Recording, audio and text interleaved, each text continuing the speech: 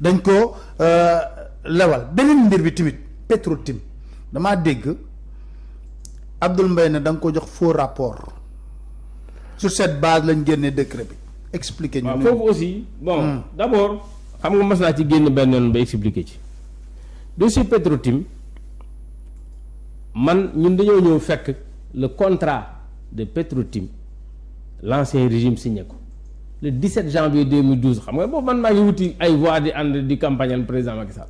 17 janvier 2012. man bi ma ñëwee contrat bi ma fekk Ibrahima Mbodj mooy directeur général Petrosen ak un certain Wong moo doon directeur u Petro-Tim. ñoom ñoo signé. ministre d'État Karim Wade signé en tant que ministre de l'énergie xam nga contrat pétrole mooy le seul contrat que le président xaw ma ci beneen bopp boo xam ne président daf koy signé président de la République donc contrat boobu laa fekk le 17 janvier avec les 4 signatures. Mieux code pétrolier dafa permettre ne bu fekkee contrat am na donc ça veut dire signé nañ contrat bi ba daté ko ba joxe cachet.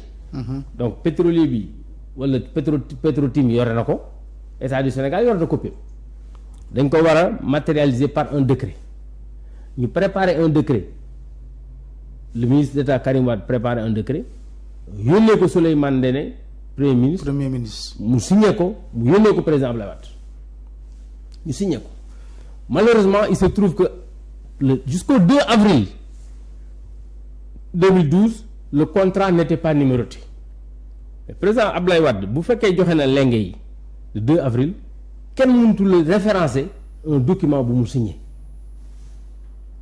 donc tu es obligé de reprendre la procédure c'est comme tey jii nii bu ministre préparer un décret ci diggante bi changement am ay direction changé wala ministre bi changé dañ koy delloowaat pour ñu xoolaat ko waaw même bu dee pour reprendre ko rek sur le même texte c'est-à-dire da ngay citer supposons tey jii man ma préparé woon un décret en tant que j'étais à l'agriculture avant may démissionner décret bi le temps que mu yegg ci président Macky Sall xam nga samay référence lay ne ak décret bi mu nommé bu fekkee ne en temps génn naa dañ koy delloosiwaat agriculture le nouveau ministre bindaat référence moom bi ñu ko signé même bu fekkee ne du xalaatam c'est comme ça que marche l'administration donc jusqu'au 2 avril 2012 le président Wade signé woon na de moi j'ai vu le décret Souleymane Ndéné signé na j'ai vu le décret mais malheureusement c'était pas numéroté et c'est ce décret là que nous devions reprendre et dans ce décret moi j'ai repris exactement le décret bi nga xam ne bi amoon na yónnee ko dans les voies normales parce que quand on envoie un décret au premier ministre on l'envoie par courrier. mais Petro-Tim rapport bi la ñu wax. rapport bi moom laa expliqué mais c'est le rapport. mais est-ce que rapport boobu c'est exact. décret bi moo ànd ak rapport bi. c'est-à-dire que tey aussi il faut dissocier deux choses xam nga moi je suis ministre. Le ministre ne prépare pas un rapport de présentation c'est les services du ministre qui préparent mais quand je signe j'assume parce que ça aussi l'administration. mais monsieur le ministre foofu rapport bi gars yi ñu bëri am nañ après gis nañ la suite il y a une enquête bu inspection générale d'État bu wane na Petro-Tim n'est pas une société pétrolière bu am doole.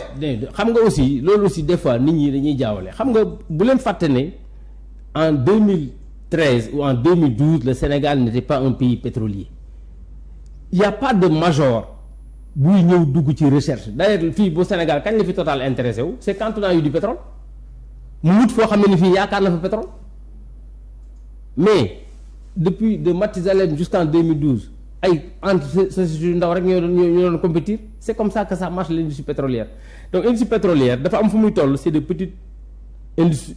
mais Petro-Tim du société bu ñu xamoo si. moom la ak Frank Timis kenn xamu leen. da nga xamuloo ko demal dugg Google nga dem vérifier Petro-Tim à l'époque. ay Petro Asia. da ngay dugg Google nga xool en tout cas les services techniques. ñoom ñooy def le rapport de présentation. aujourd'hui moi j'étais ministre quand le rapport de présentation est venu je l'ai signé qui pour moi c'est juste la reprise du décret qui était signé auparavant je l'ai envoyé. mais keneen ngeen ko jox. non. Aliou Sall lu ko ci dugal kon. non Aliou Sall il était juste le gérant de Petro-Tim il n'est pas l'actionnaire de Petro-Tim Sénégal donc c'est pas Aliou Sall. D'ailleurs la preuve quand il y a eu ce truc-là boobu j'étais ministre de l'Intérieur par contre. Il y a eu toutes ces enquêtes-là gars yi wax yëpp dem nañ défilé ji kenn ku nekk la nga wax xam nañ ko. mais lu tax kon Abdoul Mbaye di wax ne da nga ko jox un faux rapport. waaw moom bon ce qu'il dit comme faux moi il considère que les rapports ce qu'il y a comme information que les services ont donné et que j'ai signé et que j'assume. Je pense qu'aujourd'hui ce qu'il doit faire c'est marcher assumer. De toute façon le rapport de présentation en vérité c'est peut-être même pas le décret. Le rapport de présentation tey un décret sax mën na ñàkk rapport de présentation du ko tere nekk un décret mais je l'assume. Donc la responsabilité du président est engagée. Mais c'est tout le monde qui est engagé si c'est le cas. Parce qu'il n'y a pas de souci. C'est ce que je dis aujourd'hui. Moi, personnellement, ma responsabilité est engagée, j'ai signé. Je ne suis pas d'accord avec lui parce que quand tu dis faux, tu le compares à quelque chose. D'abord. Mais aujourd'hui, ce qui est constant, c'est que nous avons repris un décret qui était déjà fait avant. Mais parce que dañuy wax ne Petro-Tim doom ju njëkk juddu yaayam la Petro-Asia dans le rapport loolu moo jaaxal yépp ko. Bon. loolu ñoom wax nañ ko tout ça. génne nañ rapport bi aussi ne leen bon c'est après suñu xoolee dates yi loolu la ñu wax dates yi tamit c'est assez parlant. waaw mais dama ne la c'est-à-dire que xam nga ñun yow boo ñëwee en tant que ministre. man d'abord il y a peut-être toute une histoire yoo xam ne sax tu le savais pas c'est après que nga doog di xam c'est quand on a investigué pour savoir que le décret a été signé le décret existait avant mais man bi ma ñëwee en tant que ministre nekkul sax ci passation. Que il y avait un dossier qui s'appelait tel, que tel et tel était compétent. Nous, à la limite, il a fallu que Tullow nous saisisse pour dire qu'il y avait tel conflit. Et jusqu'au mois de mars, on me faisait espérer. C'est après qu'on a vu que le décret, le contrat a été signé le 17 janvier. Donc peut-être que quand il le signait, il y avait tout ça. Mais aujourd'hui, ce qui est important. Mais dans tous les cas de figure. Moi, on a donné à une société qui avait les garanties et qui avait fait de la recherche. garantie boobu la ñuy wax ne Petro-Tim amul benn garantie ci boobu. loolu xam nga code pétrolier dafa clair même boo ko amul mën nga am keneen ku la garantie le code pétrolier aussi est clair à ce niveau on n'a pas remis en cause cette garantie donc donné 8 millions de dollars de garantie dans ces projets les garanties c'est entre 5 et 10 millions de dollars donc la garantie était là le problème ne s'est pas posé la preuve bala nga xam on n'a pas appelé la garantie am na ki nga xam ne kii am na ñuy doon xëccul di wax Tullow mais Tullow juste avant dañ ko fayloo ay garantie parce que respecté engagement yi mu jëloon avant juste la même année bi mu bëgg Petro-Tim donc bi mu bëgg ces blocs de yi nga xam ne moom la attribué Petro-Tim donc ce qui est constant aujourd'hui mooy Petro-Tim c'était une société même bu fekkente ne amul doole comme Total loolu yàgg am dans l'industrie pétrolière c'est les petites entreprises bu ñu paree bu ñu gisee dara c'est les moyennes qui viennent c'est ce qui justifie que Cosmos vienne su paree également c'est ça qui justifie que les majors viennent parce que majors yi caaxaan yëkkatiwu leen majors yi ci àdduna 5 lañ 5. dossier boobu gêné wu la. non gêné wu ma parce que aujourd'hui je considère que mënoon ngaa def 2 choses mënoon nga ne doo def dara ñu yóbbuwaat Sénégal conflit parce que ki nga signé yor na contrat. mais Tullow Oil loolu la leen mere. parce que Tullow Oil moom lañ njëkkoon jox mbir mi mu war ko exploiter. mais xam nga ñu nangu ko ci loxoom. déedéet Tullow Oil kenn nangu dara ci moom Tullow Oil moom dafa jël engagement yu mu respecté wul bañ fayloo ko pénalité ba mu fay ko. mais rapport inspection générale d'État bi nag. bon le rapport d'inspection générale d'État def na ko ci Petrosen parce que c'est Petrosen qui initie bi mu ko defee jox na ko président de la République la ca des président moo koy décider. man du ma décider la suite à donner son rapport d'inspection d'État.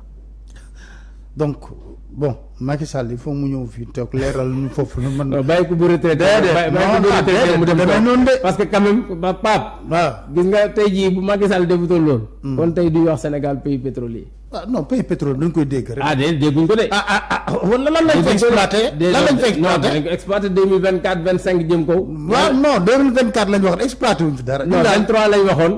Il y a eu du retard danañ ko exploiter inchallah 2021 te it à l'époque si vous vous rappelez moi ce que j'ai dit bi ma génnee dama ne man de damaa fekk wax dëgg yàlla Karim Wade c'était mon prédécesseur parce que moom laa passante ak service.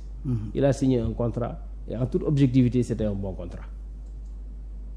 Petro-Tim. Ouais. C'était un bon contrat pour l'État du Sénégal. opinion bi waxuñu loolu de monsieur le ministre. opinion bi li ñuy wax ci pétrole lu bëri ñoom xamuñ ko aussi. mais gars yi dañuy gëstu. mais nañ gëstu. dama ne la c'était un bon contrat qui était conforme d'abord au code pétrolier et les négociations étaient bonnes en tout cas on a eu un bon d'ailleurs boo xoolee. mais ñoom ñëpp la preuve Franck Timis dafa jël affaire bi après jaayaat ko. loolu tax mu baax. jaayaat ko. lan la ci état bi gagné. déedéet non attention on était dans la recherche xam nga aussi li ñuy def ci état lépp c'est encadré par des textes. c'est-à-dire que dans la recherche moom laa la wax ne souvent dans la recherche pétrolière c'est des petites entreprises ou moyennes qui viennent. su ñu defee seen investissement su ñu gisee dara loo xam koo xam ne ki peut-être moo ko ëpp doole ñëw dugg ci. pour moom it participer mais la preuve même le grand est parti parce que c'est comme ça que marche l'industrie pétrolière boo fàttalikoo Petro-Tim moo ci njëkk a dem mu ñëw yaatal ko Cosmos mais Cosmos. Petro-Tim kay dafa jaay. waaw mu la dafa jaay dafa jël rek jaay. déedéet jëlul rek jaay dafa déedéet bu jëlul rek. ñaata la ci état bi gagné foofu. bon dégg bon état bi moom la ngay xool lam ci gagné rek mooy est-ce que c'est par rapport au texte tout simplement loolu man toppatoo ma loolu. et surtout dafa may nit ñoo xam ne ay Franck Timis gars yu louche yoo xam ne ñu nit traité. bon moi je ñu bëri je ne peux pas considérer que c'est quelqu'un c'est un investisseur je ne peux pas le considérer comme quelqu'un de louche parce que wax dëgg yàlla xamuluma ko loolu. je considère que c'est un investisseur qui est venu au Sénégal.